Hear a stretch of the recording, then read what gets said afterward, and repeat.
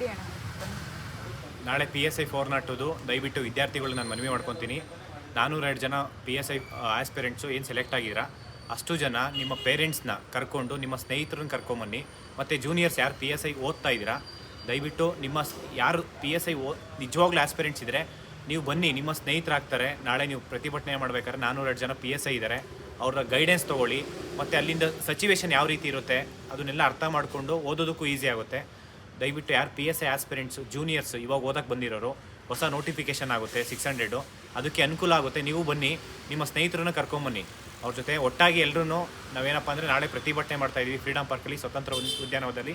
ನಾಳೆ ಬೆಳಗ್ಗೆ ಎಲ್ಲರೂ ಹಾಜರಾಗಿ, ಅಂದರೆ 17/7/2025 ನಾವು ಸ್ವತಂತ್ರ ಉದ್ಯಾನವನದಲ್ಲಿ ಬೆಳಗ್ಗೆ 10 ಗಂಟೆಗೆ ನಾವು ಪ್ರತಿಭಟನೆ ಸ್ಟಾರ್ಟ್ ಮಾಡ್ತೀವಿ. ಎಲ್ಲರೂ ಬನ್ನಿ, ಎಲ್ಲರೂ ಭಾಗವಹಿಸಿ. ಬದಲಾವಣೆ ನಿಮ್ಮಿಂದ. ಮತ್ತೇನಪ್ಪ ಅಂದರೆ ಮಾನ್ಯ ಗೃಹ ಸಚಿವರು ಪರಮೇಶ್ವರ್ ಸರ್ ಮನವಿ ಮಾಡ್ಕೊಳೋದೇನಪ್ಪ ಅಂತಂದರೆ ಈ ಕೂಡಲೇ ಆರ್ಡ್ರ್ ಕಾಪಿ ಕೊಡಿ ಸರ್. ಯಾಕೆಂದರೆ ಇದು 2ನೇ ಪ್ರತಿಭಟನೆ.